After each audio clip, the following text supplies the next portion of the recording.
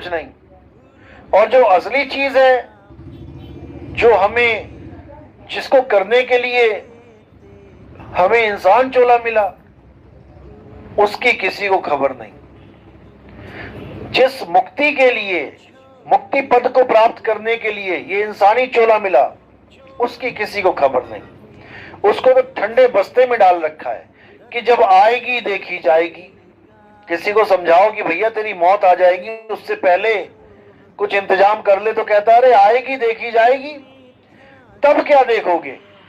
फिर तो भागे भागे घूमोगे, कभी डॉक्टरों के पास, कभी ओझाओं के पास। अभी किडनी फेल हो जाए, अभी सब समझ में आ जाएगा। ये दुनिया जो इतनी हसीन लग रही है, ये सारी दुनिया नीरस हो जाएगी, तुम्हें चैन नहीं मिलेगी। जिन गलियों में घूम के तुम्हें आनंद आता है, उस गली में खड़े होके भी तुम रोओगे, क्योंकि देह छूट रही है। और तुम्हें समझ में आ गया है कि मेरी मृत्यु निश्चित है, अब मेरा समय आ गया है, काल भगवान अब मुझे खा जाएगा, कोई बचाने वाला नहीं है। किससे अरदास लगाओगे? कोई नहीं बचा सकता, भूल जाओ। और ये केवल भ्रम फैला दिया गया है कि हमें गुरु बचा लेता है। कौन सा गुरु? वो जो गद्दी पे बैठा है। ये भी तुम्हारा भ्रम है। कोई गुरु किसी चेले को नहीं बचा सकता। खुद तो जेलों में पड़े हैं, खुद तो बचने के लिए वकील कर करके बैठ रहे हैं, तब भी बाहर नहीं निकल पा रहे हैं। वो तुम्हें कैसे बचाएगा? इस भ्रम से भी बाहर आ जाओ। जो बचाने वाला गुरु है वो शब्द गुरु है, जो तुम्हारे अंग संग है। नर नारी और कीट पतंगा सार शब्द, यानी शब्द गुरु सब ही के संगा। लेकिन उसका भेद बताने वाला कोई मिल नहीं रहा है, इसलिए कोई शब्द गुरु को जान नहीं पा रहा है। सब देही गुरु को समझ रहे हैं कि भाई देही गुरु ही सब कुछ है। देही गुरु तो भाई बदलते रहते हैं। देखो कितने आश्रमों में कितनी फोटो बदल गई।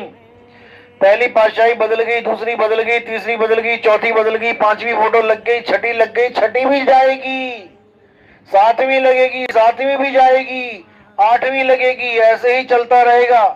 तुम उस गुरु को गुरु मान बैठे हो जो चलते जा रहे हैं, बढ़ते जा रहे हैं, आगे पैदा हो रहे हैं और मर रहे हैं। तुम उनको मान बैठे हो, इसीलिए बार बार बार बार गर्भ में आना पड़ेगा। अब किसको मानना है? आदि अंत एको अवतारा, सोई गुरु समझो हमारा। उस गुरु को गुरु समझो जो आदि और अंत तक एक ही अवतार में है। यानी ना तो उसका कभी जन्म होता है, ना ही उसकी कभी मृत्यु होती है। वो जन्म मृत्यु से न्यारा है। और वो कौन है? वो देवों का देव, महादेव, आत्मदेव है। वो महादेव शिव शंकर नहीं है, वो देवों का देव, महादेव, आत्मदेव है। वो आत्मदेव जो सबको चला रहा है। ऐसा कोई नहीं है जिसको आत्मदेव नहीं चला रहा है।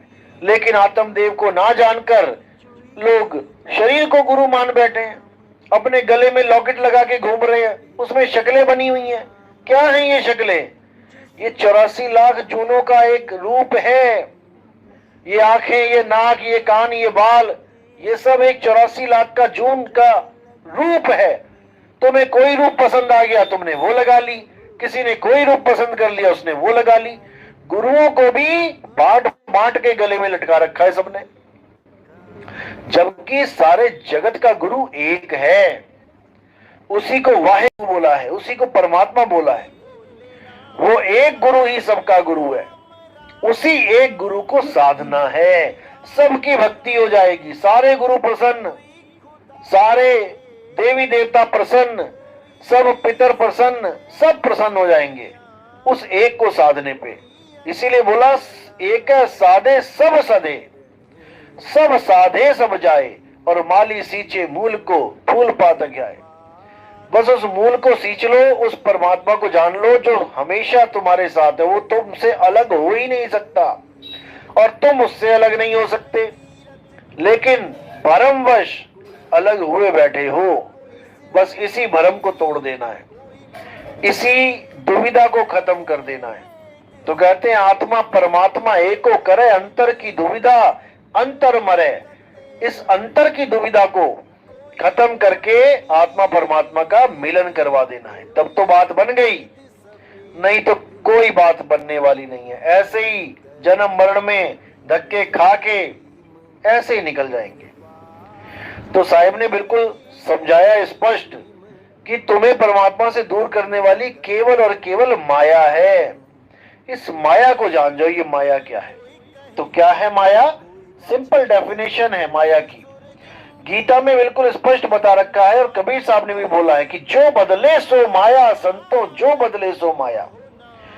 जो भी चीज बदल रही है संसार में, गीता में भी यही बोला है, अर्जुन इस दुनिया में दो प्रकार के तत्व है, एक असत तत्व। असत तत्व तो शरीरों को जानो, जो बार बार समय समय पे बदलते रहते हैं।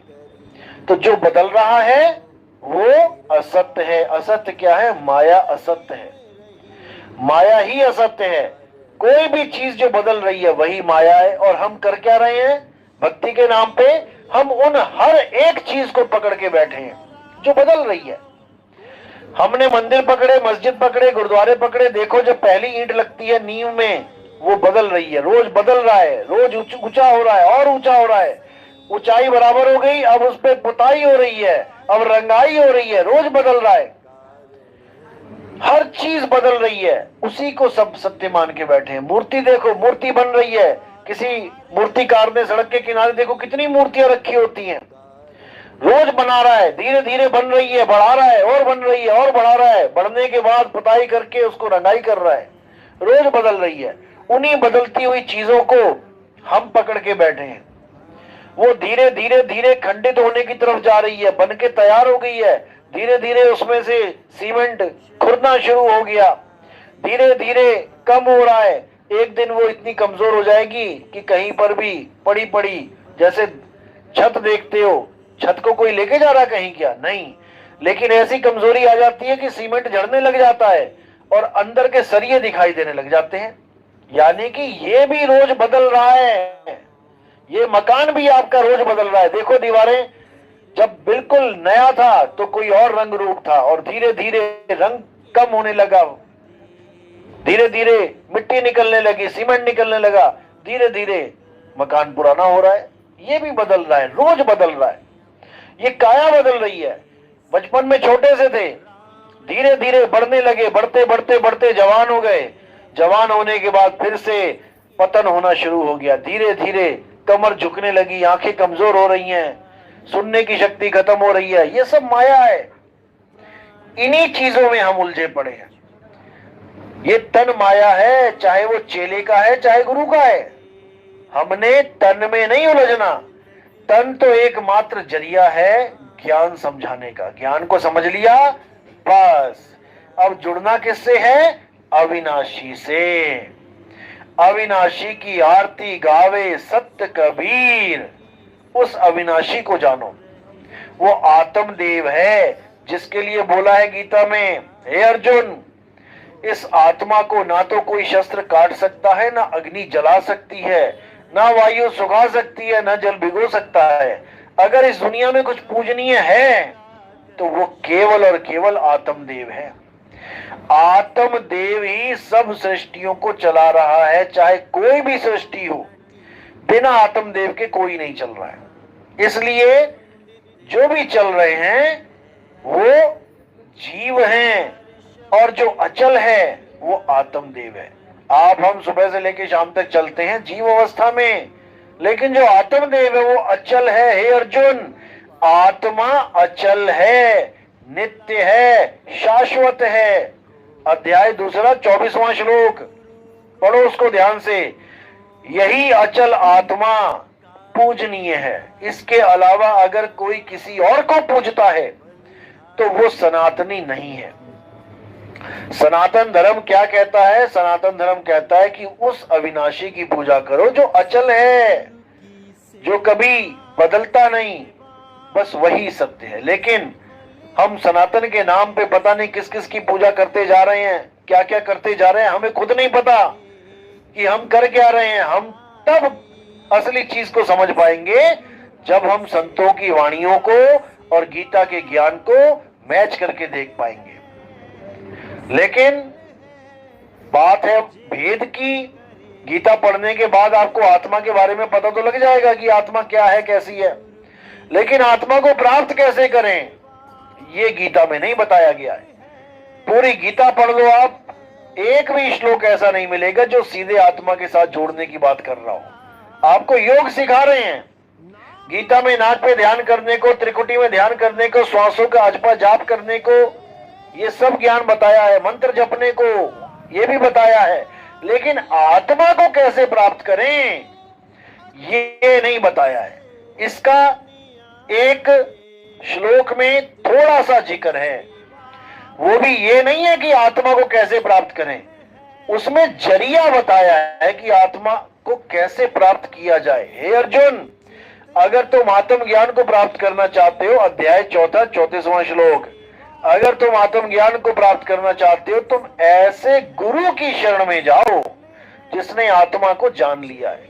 जो आत्मा को जानता है, जो अपने स्वरूप को जानता है, वही तुम्हें तुम्हारे सत्य स्वरूप से जोड़ सकता है, नहीं तो तुम्हें तुम्हारा स्वरूप बताने वाला कोई नहीं। और जब तक तुमने अपना स्वरूप नहीं जान लिया, तब तक तुम्हारा जन्म और मरण खत्म होने वाला भी नहीं, क्योंकि अंतमता सोगता, जो तुम अंत में अपने आप को मान के बैठोगे, तुम्हें वही स्वरूप मिलेगा। जिसको तुम ध्याओगे तुम वैसे ही हो जाओगे। जैसे